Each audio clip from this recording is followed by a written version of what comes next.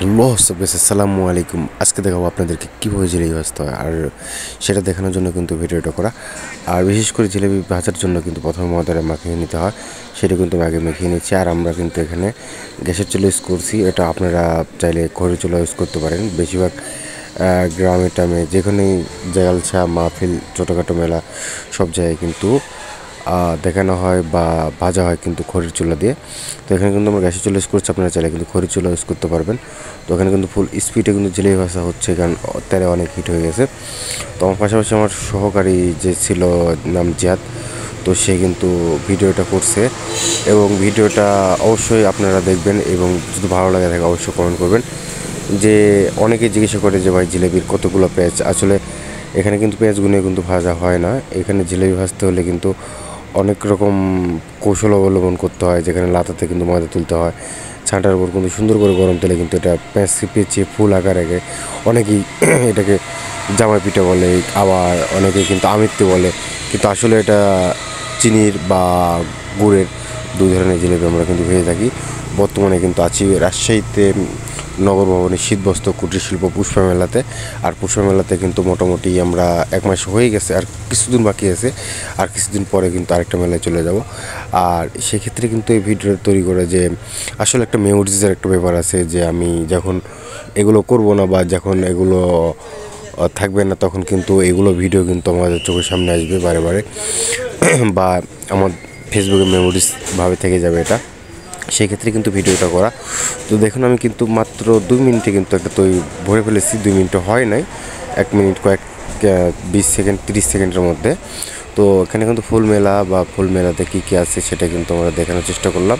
তো পাশাপাশি কিন্তু জিলেবি ভাজা শেষ, আর জিলেবি ভাজা শেষ হলে এই জিলেবিটা কীভাবে আসলে মানে ফুললি হয়ে তৈরি করতে হয় সেটা কিন্তু দেখানোর জন্য ভিডিওটা করা।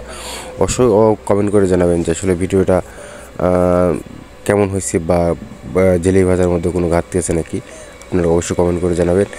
আর এক্ষেত্রে কিন্তু আমার সহকারী যেটা যখন জিলেবি উল্টানোর পর কিন্তু এটা রসেতে ডুবাতে হয়। আপনারা অনেকেই জানেন বা জিলেবি ভক্ত যারা, তারা কিন্তু অবশ্যই এটা জানেন যে আসলে জিলেবি ভেজার পর এটা কিন্তু সুন্দর করে ভেজে উল্টানোর পর এটা কিন্তু রসেতে চোবানো হতো। আমরা তো গুড়ের জিলিপি তৈরি করি, ওই পাশে আরেকটা আছে গাবলা, সেটাতে চিনির রস। এই দুই ধরনের রস আমরা করে থাকি, একটা হচ্ছে গুড়, একটা চিনি। আর সেখানে কিন্তু আমরা বর্তমানে গুড়ের চাহিদাটা রাজশাহীতে বেশি, এই কারণে কিন্তু আমরা রাজশাহীতে গুড়ের জিলিপিটা বেশি করে তৈরি করি। এই যে রস খাওয়ানোর পর কিন্তু এটা কিন্তু এখন বর্তমানে ঝাঁকাতে তোলা হবে, আর ঝাঁকাতে তোলার পর সেটা কিন্তু সামনে দোকানে ডিসপ্লে দেওয়া হবে। আর দোকানে ডিসপ্লে দেওয়ার পর সেখান থেকে কাস্টমার কিনে নেবে।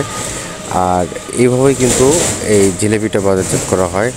তো একটা ভিডিওতে আমি দেখছিলাম যে বলছে একটা জিলেবির কারিগরকে একটা লোক, যে ভাই আসলে জিলেবির কত প্যাস বা কী প্যাস। আমাকে অনেকে জিজ্ঞাসা করছে, এর আগে শর্ট আকারে যেগুলো ভিডিও আমি তৈরি করছি সেগুলো ভিডিওতে আমাকে অনেকে জিজ্ঞাসা করছে ভাই জিলেবির কত প্যাস। সেটার কিন্তু একদম অশ্লীল একটা বাক্য আছে, সেটা কিন্তু আমি ওখানে ইউজ করি নাই। আমি বলছি শুধুমাত্র যে ভাই এখানে কিন্তু আমারও কিন্তু ভিডিওটা দেখা আছে বা জানা আছে যে আসলে ওই উত্তরটা কী হবে, কিন্তু উত্তরটা আমি দিই নাই। তো বিশেষ করে এ ধরনের কমেন্ট আপনারা করবেন না, যারা জানেন যে আসলে জিলেবির কত প্যাঁচ বা জিলেপি কেন সোজা হয় না, জিলেবি কেন ফুল আকারে হয়, প্যাঁচ প্যাঁচ হয়, সে কারণে কিন্তু ভিডিওটা খুব অশ্লীল বা কমেন্ট ব্যাক পাবেন বা অ্যান্সারটা অশ্লীল হয়। এই কারণে কিন্তু সেই কমেন্টটা আমি করিনি। তো আশা করি আপনারা যারা এই নগর ভবনে আসবেন, রাজশাহী নগর ভবনে, তারা কিন্তু আমার হাতের জিলেপি আপনারা খেতে পারবেন, কারণ এখানে কিন্তু জিলেপি আমরা অনেক দিন ধরে ভাজতেছি।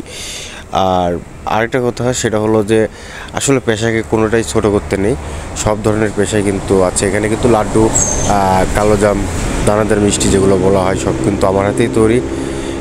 আর পেশাকে কখনো, যেটা বলছিলাম যে পেশাকে কখনো ছোটো করে দেখবেন না, সেটা আপনার একটা কাজ, ঠিক আছে, সেই কাজটা কখনো আপনারা ছোটো করে দেখবেন না।